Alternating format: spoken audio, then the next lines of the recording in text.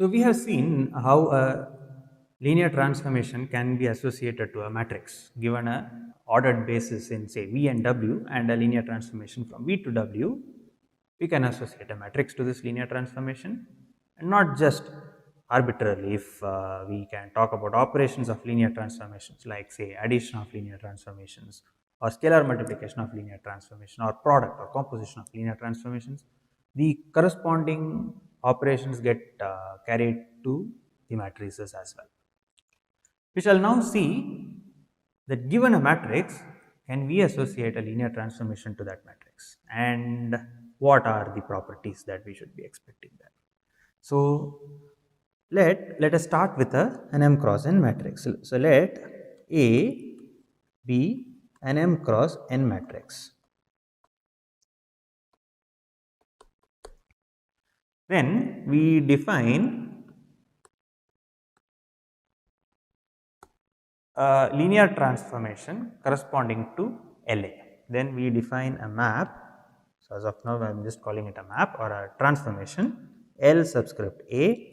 So remember, this is an M cross N matrix. So the map is being defined from Rn to Rm be given by LAX is defined to be AX. So what do I mean by this? So remember that A is an M cross N matrix, and for every X in Rn, we can talk about a column representation of that vector X. AX is just the matrix multiplication of the matrix A with the column representation. So our next statement, next proposition tells us that if you look at the matrix of LA, then it should be necessarily A. Yeah, so before that, it's a check for you, it's an exercise. Check that we have already actually seen this LA is a linear transformation. This is not some arbitrary map here. The map that we finally define by matrix multiplication turns out to be a linear map, linear transformation. Okay, we shall now see the next proposition that the matrix which is associated to LA with respect to the standard basis turns out to be exactly A. Now, no surprises, but let us prove it. Proposition, which is something which one should expect. So, let A be an M cross N, okay, as above, let A be an M cross N matrix with real entries always here in R course, it's all over R. Then the matrix of LA with respect to the standard basis is A. So let me give a proof of this statement. So let us fix some notation for the standard basis. So let alpha, which is given by say E1 to En, be the standard basis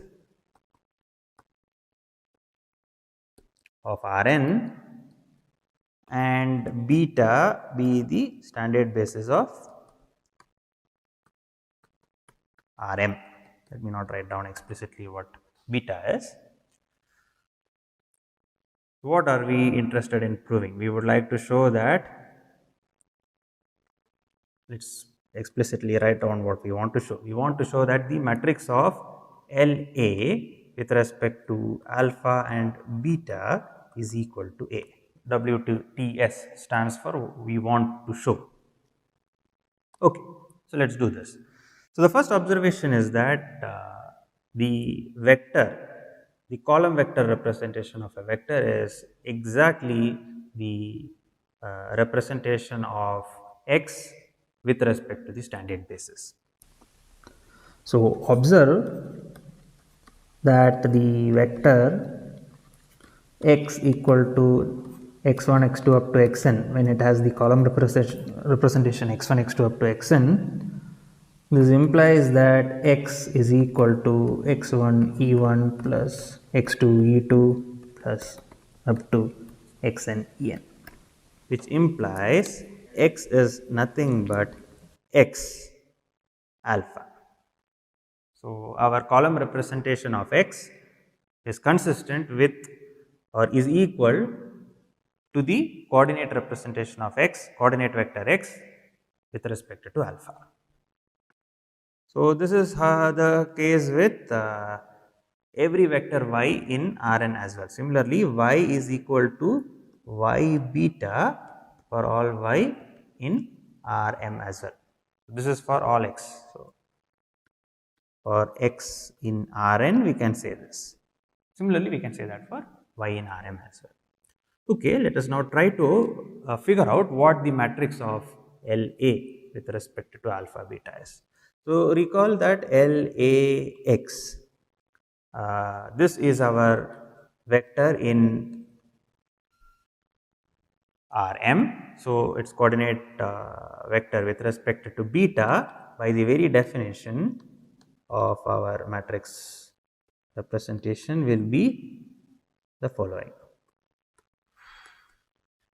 Now note that LAX is a vector in Rm, x is a vector in Rn, and we just noted that this is the same as the column vector representation. So this implies, or rather what implies? Star implies. So let's call this star. So star implies LAX beta is nothing but LAX, and this is equal to LA alpha beta times x for all x in Rn. That is what we finally are able to conclude. But we know exactly what LAX is. LAX is by definition equal to AX for all x in Rn, which implies AX is equal to LA alpha beta x for all x in Rn. At this point, let me leave it as an exercise to show that the matrix A and the matrix LA alpha beta are the same. So, exercise, prove that A is equal to LA alpha beta. So, let me give a small hint. Remember that the equation star star is being satisfied for all x in Rn. In particular, it is getting satisfied for each of the coordinate vectors in Rn. What can we say about star star when x is each of the coordinate vectors? That then we will be able to do this exercise or complete this exercise. And with this exercise, we would have completed the proposition, because the proposition was exactly to show that the matrix of La with respect to the standard basis is A, which we have just shown. Now, this association of linear transformation La to A is in some sense the inverse operation of associating a matrix to a linear transformation. So, let us make that precise. So, again another proposition, in some sense this is the converse. So, let T from Rn to Rm be a linear transformation from Rn to Rm, and let as usual as above, alpha beta denote alpha comma beta denote the standard basis of Rn and Rm respectively. Okay, so what would be a potential converse to the previous proposition? That would tell us that you look at the matrix associated to T and look at the corresponding linear transformation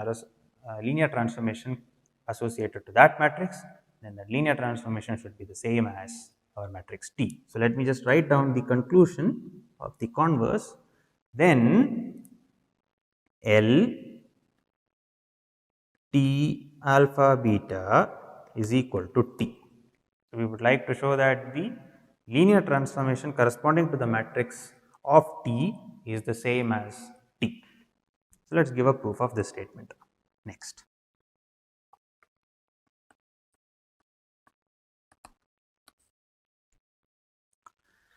So, what do we know about the relationship between T alpha beta, Tx and x? We know that Tx beta, this vector is T alpha beta times x alpha by the very definition of a matrix associated to T. But we just observed earlier that Tx beta is nothing but the coordinate, the column vector representation of Tx, and this right hand side is nothing but T alpha beta times x. Alright, what do we do next? We have to somehow bring in our L T alpha beta, but that is staring at us because this, by the very definition of L T alpha beta, is equal to this. This is for all x in Rn, and therefore T is equal to L T alpha beta. Okay, so the proof was quite straightforward, but it said something very crucial. The statement rather, what it tells us is that the idea of associating a matrix to a linear transformation and a linear transformation to a matrix, once we fix the basis in the case of Rn and Rn, the standard basis, once we do that, the notion is exactly the same. One is the inverse of the other. So, in some sense we are identifying L of V comma L of Rn comma Rm and all m cross n matrices. So, we will come to that later in a short while when we start discussing invertible linear transformations, but before that let us explore some more relationships between what happens in these in these type of scenarios. This is a very powerful result which we have proved just now. Let us use this result to prove that matrix multiplication is associative, which you might have seen earlier and which you would have observed is a very tedious process to check. So, let me give a proposition as or rather a corollary.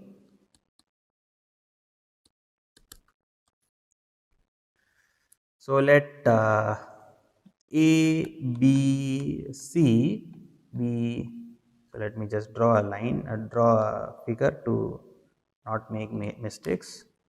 L Rk to Rl to Rm to Rn. So, our A comes here, B comes here and C comes here. So, let A, B, C be L cross K, M cross L and N cross M matrices respectively. Then the matrix multiplication is associative. Then CB times A is equal to C times BA. It might be a worthwhile exercise to write down the proof of this statement in the classical style. By that I mean you write down the notation of the elements of A, B, C respectively, and then by brute force try to prove that it is associative and see how tedious it is. We will, however, use the machinery which we have developed till now to give a direct proof of this. So, what we know is that for each of these matrices we have a corresponding linear transformation, right. So, we know We also know that composition of functions is an associative process. So, we know that L C L B L A is equal to L C L B L A. This is something which we know from basic functions, knowledge of basic functions. Okay, so to go further, let us fix some notations for the standard basis. So, let alpha, beta, gamma and delta be the ordered or standard basis, ordered standard basis of R K, R L, R M and R N respectively.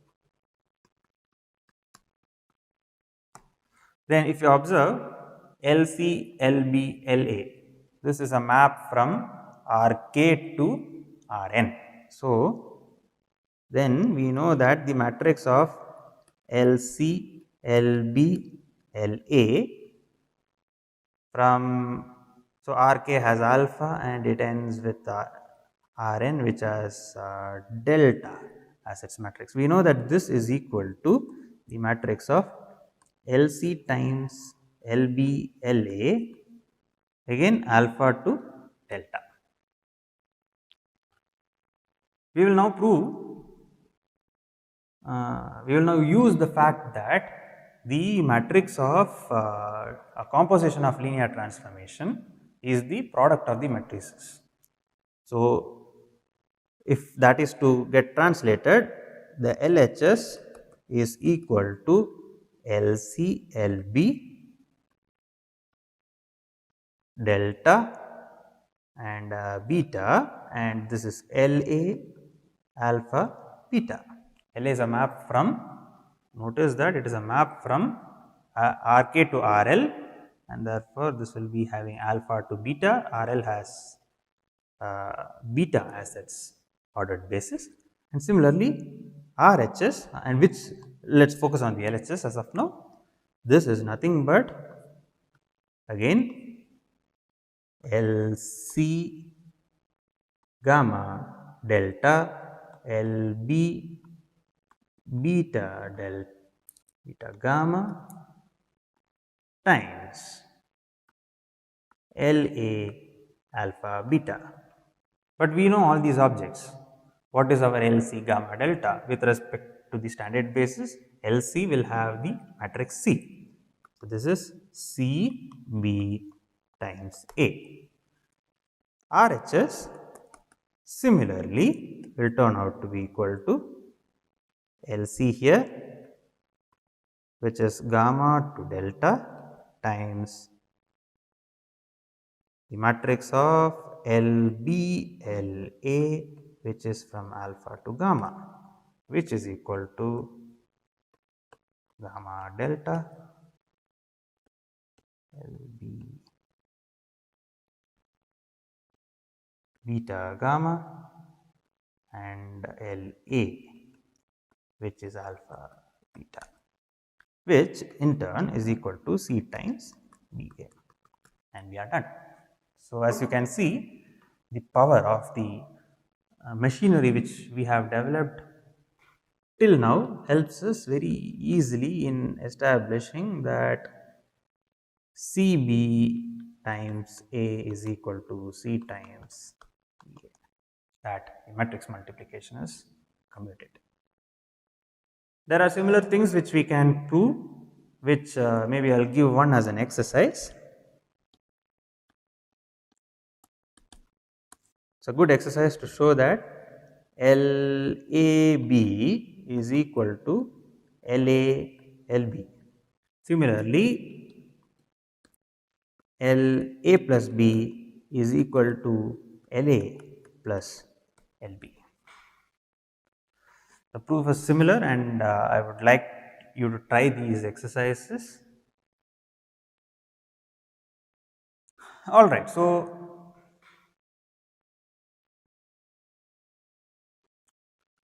we have seen quite a lot about matrices and linear transformations. We know about a very special class of matrices which are called the invertible matrices. Can we say something about the corresponding linear transformations? We will come to the matrix part later. So, we initially let us focus on what is meant by an invertible linear transformation. So, I would like to start next with a definition of that of a invertible linear transformation.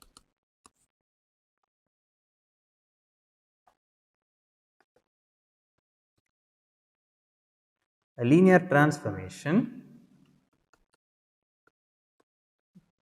notice that till now we were working with finite dimensional vector spaces to go from linear transformations to matrices, but in this definition we are not assuming anything about the finite dimensionality.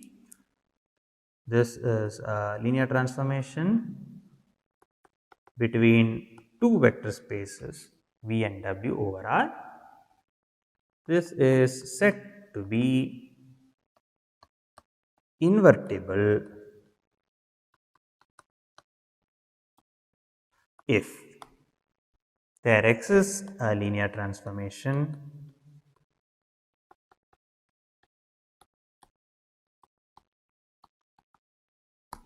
S which is from W to V such that ST is equal to the identity of V and TS is equal to the identity of W. So, where IV and IW are the identity linear transformations, identity maps of V and W respectively.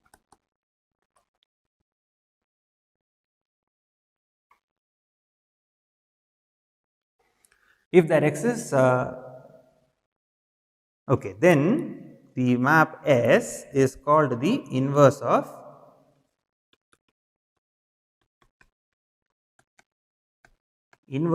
T. And the next proposition will tell us that the inverse is unique and therefore we can talk about the inverse of T and we will denote it by T inverse. So, let us just quickly prove a lemma. We have seen this idea before. So, let T from V to W be a linear transformation, be an invertible linear transformation.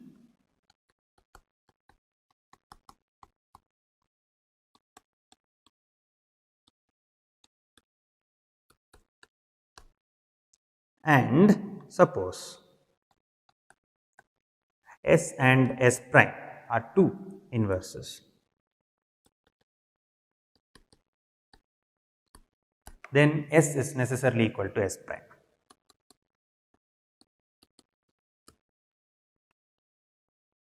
So, let us give a proof of this statement.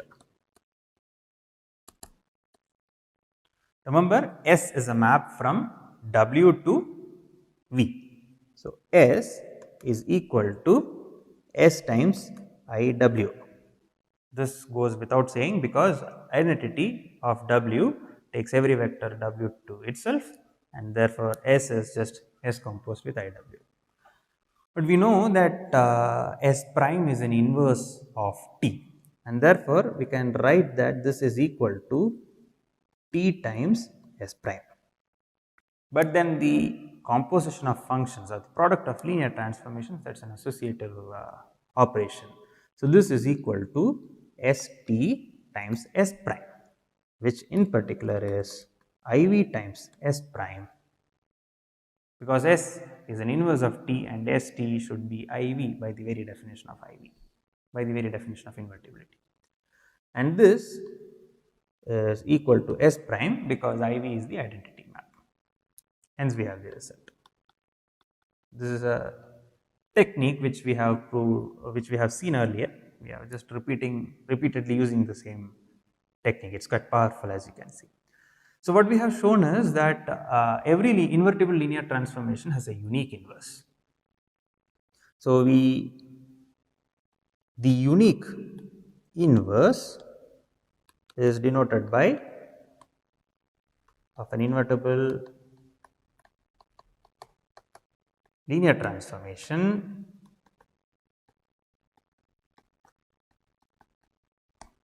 T is denoted by T inverse. Okay, so we have defined what a invertible linear transformation is. Now let us say that there are two vector spaces V and W such that there is an invertible linear transformation between V and W. We then say that these vector spaces are isomorphic. In a minute we will see that if two vectors are isomorphic, then they share a lot of common properties. Effectively, we can identify one of the vector spaces with the other. So, when we give a definition, we say, definition of isomorphism, we say that two vector spaces V and W are isomorphic if there exists an invertible linear transformation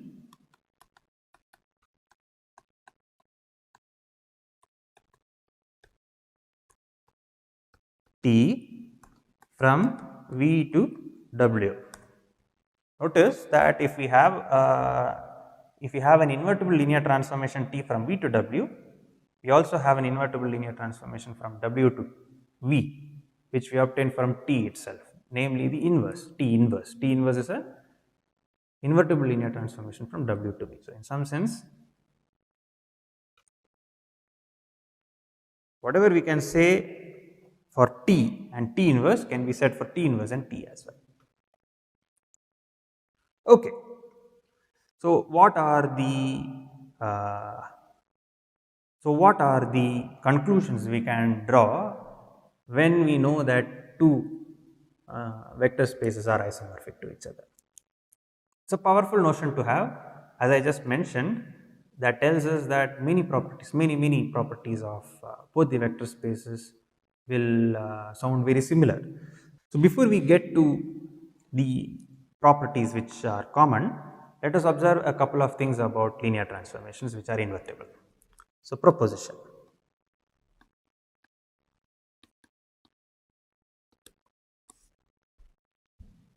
Every linear transformation which is invertible should necessarily be injective and surjective.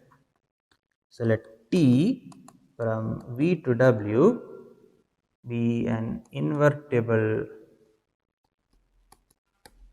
linear transformation.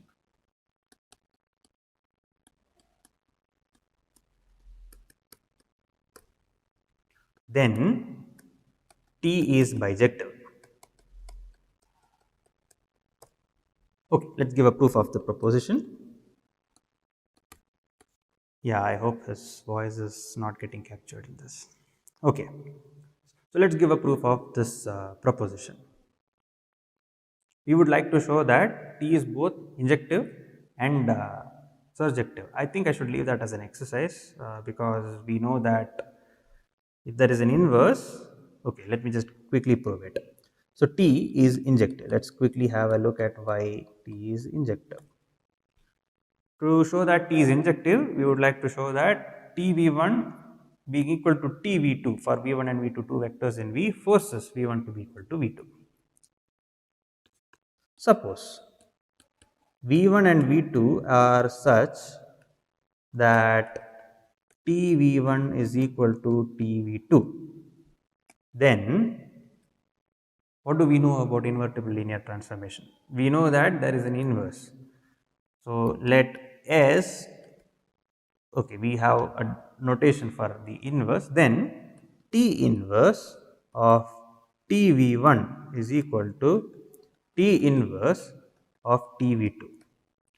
But what do we know about T inverse T? So, this implies T inverse TV1 is equal to T inverse TV2.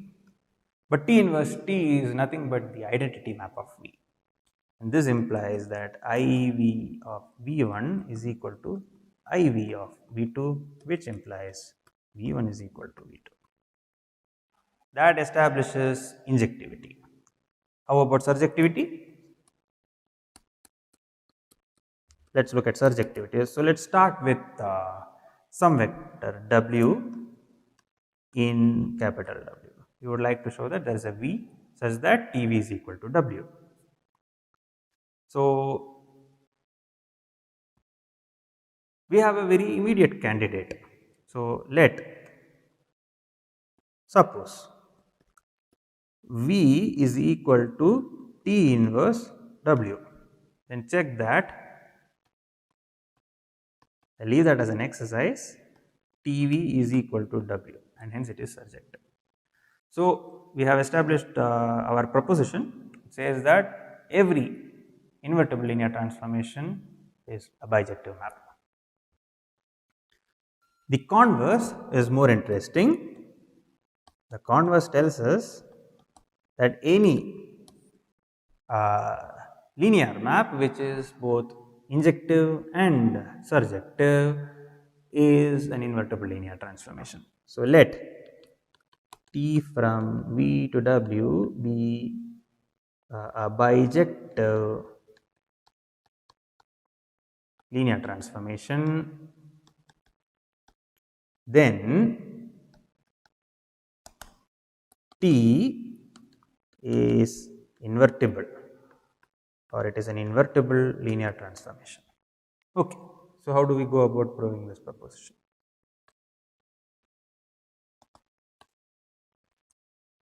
What is the information we have? We have the following information, that it is a bijective map. So in particular, let's try to define or let's try to get hold of a potential inverse map. So let us define S from W to V as follows.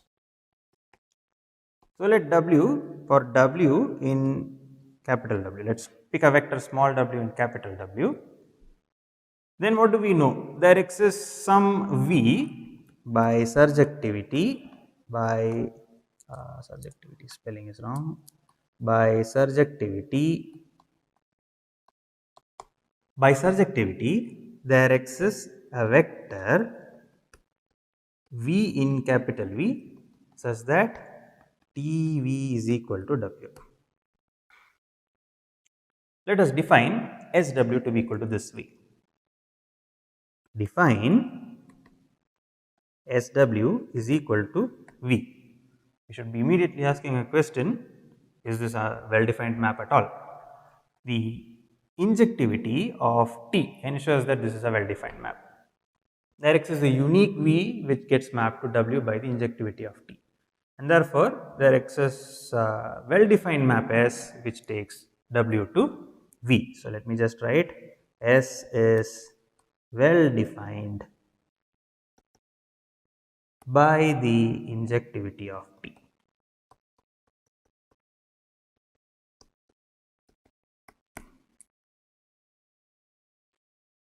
Okay, so we now have a candidate. We have a function S from W to V. By the very definition of S, we have that we have ST is equal to the identity, or yes, by very definition of the map S, ST is equal to the identity of no, TS is the identity of W. Let us see why that is the case. You take any vector W in capital W. What is S of W? It is exactly that particular vector which maps V to W. So, it is exactly that vector V which maps T to W, that is what S of W is. And then T takes V back to W. So, TS is clearly equal to IW. How about the other direction? We also need to establish, there are two things we have to check to show that our map T is invertible. Yes, what are the things we have to check? We have to first get hold of a S such that TS is IW and ST is IV. Not just that, you would also like to have the map S to be a linear transformation. So, we will now establish that ST is IV. So, let us see how do we establish that ST is IV.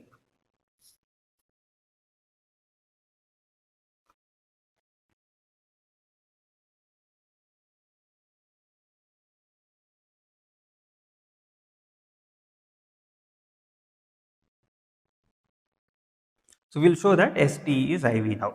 Okay. So, want to show ST is equal to IV. Okay, to do that, observe that if you look at for V in capital V, if you look at STV, this TSTV is nothing but TSTV by the associativity of composition, and we already know that Ts is IW. So, this is equal to IW TV, which is equal to TV.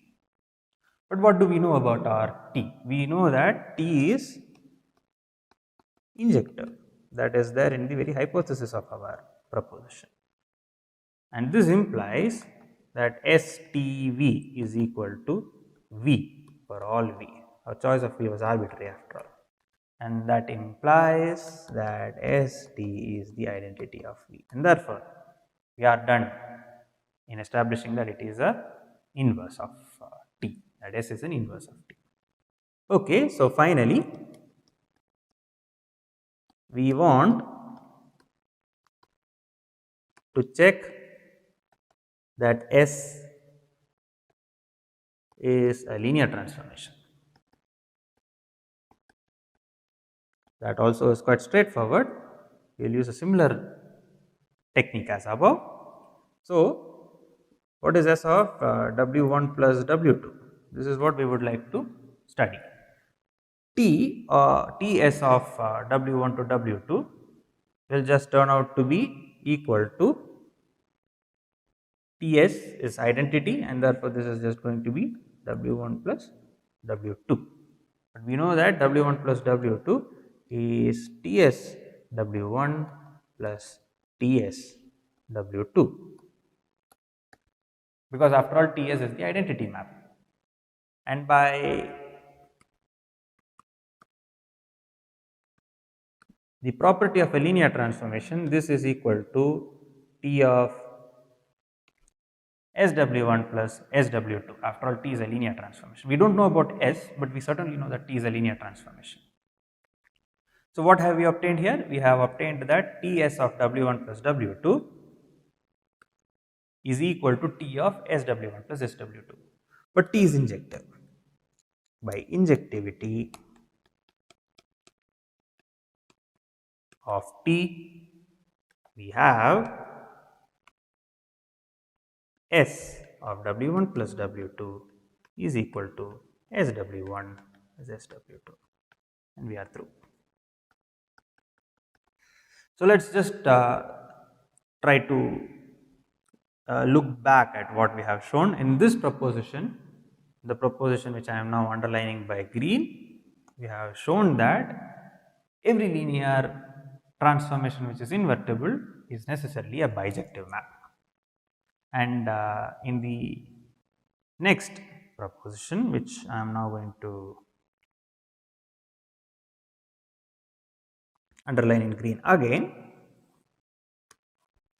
every bijective linear transformation is necessarily an invertible linear transformation. So, what we have now shown is that a linear transformation is bijective if and only if it is an invertible linear transformation.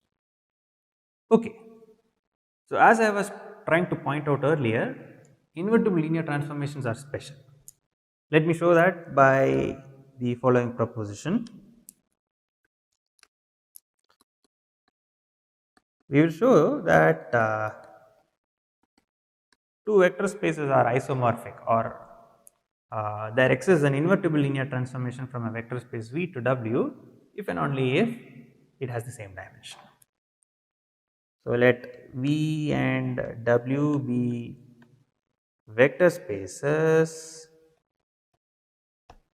then their axis, maybe we will just restrict ourselves to finite dimensional vector spaces,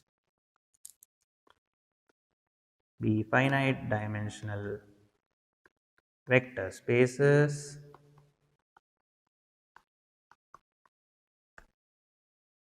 then V and W are isomorphic. Using the terminology, recall that two vector spaces are isomorphic if their X is a invertible linear transformation from one to the other or the other to the one. So, if and only if dimension of V is equal to the dimension of W. Okay, let us give a proof of this statement. Let us try to establish that if V and W are isomorphic, then dimension of V is the same as dimension of W. So, what is the meaning of V and W being isomorphic? V and W are isomorphic means that their axis, the T from V to W be an invertible linear transformation. So, their X is an invertible linear transformation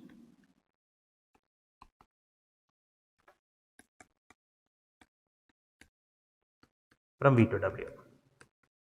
What have we just proved about invertible linear transformations? We showed that an invertible linear transformation should necessarily be both injective and surjective.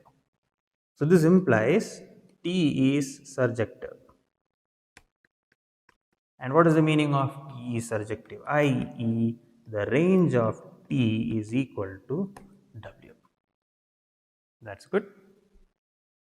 We also know that T is injective.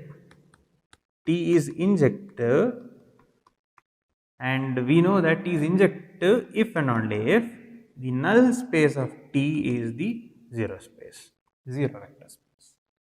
So, we should go back a few lectures and check that these are results which we had proved, and in the same lecture we had proved the dimension theorem.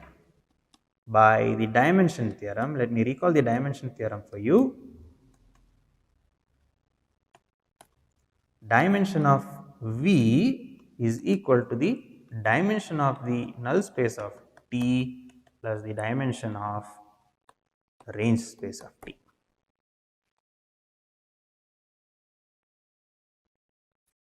We now know what our null space of T is, what our range space of T is.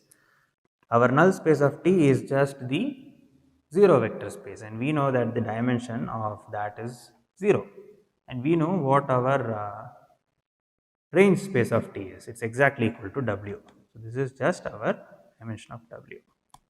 So, we have proved one side of the result. We have established that if two vector spaces are isomorphic, then they should necessarily have the same dimension.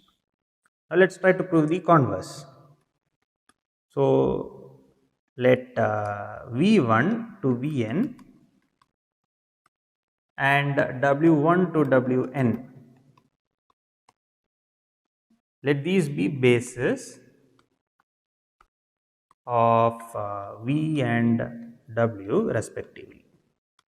So, to prove the converse, what is the statement? The statement would be that if dimension of V is equal to dimension of W, then there exists an invertible linear transformation between V and W. Okay, so let us try to construct one. I think the lectures from the previous week tells us there exists a unique linear transformation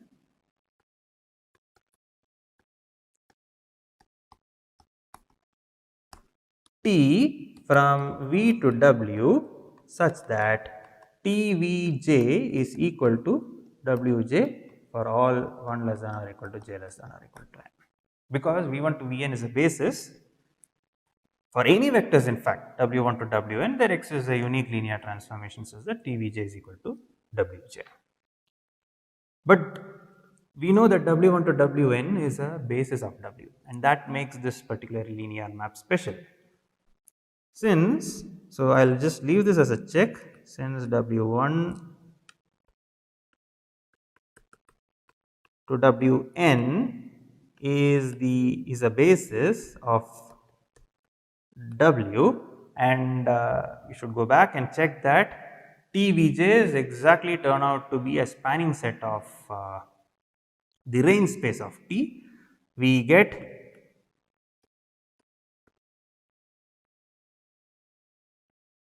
that range of T is equal to W, which implies T is surjective. So, now to show that the injectivity of T, we know that T is a linear transformation. Let us invoke the dimension theorem again. By the dimension theorem,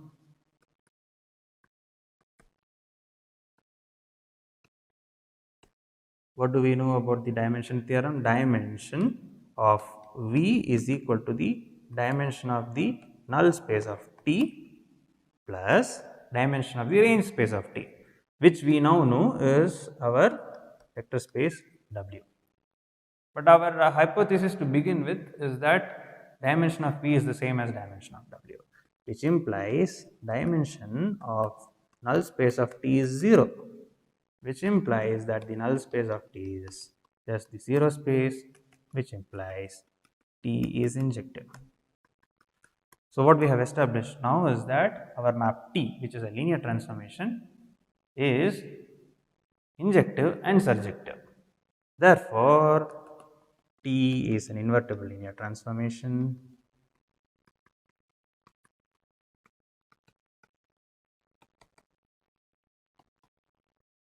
Not just that, we have hence concluded that hence V and W are isomorphic.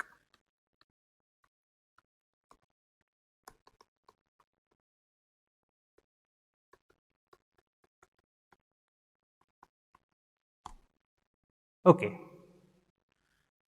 So, even before going into this theorem, one could have easily checked with an example that say R3, from R3 into P2 of R, we define the following map. Define T of ABC to be equal to A plus Bx plus Cx square. It's easy to check that T is both injective and surjective, and therefore T turns out to be an isomorphism, and we can therefore, for all practical purposes, we will see more of it. We can identify R3 and P2 of R. The reason why we are stressing so much on this is because we would like to somehow use the language of matrices which we are able to use in the case of Rn to all finite dimensional vector spaces.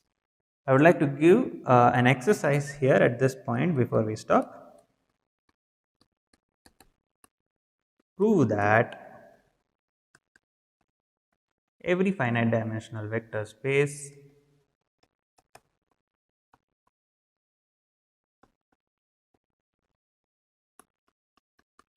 it's a direct consequence of the theorem which we have proven, nevertheless, is isomorphic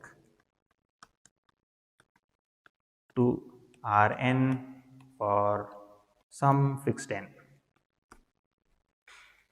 Another exercise is to note that Rn and Rm are isomorphic if and only if n is equal to m.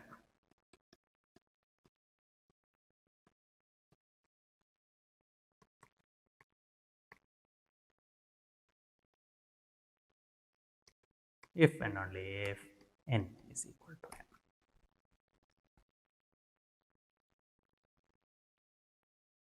Yeah, I'll stop here.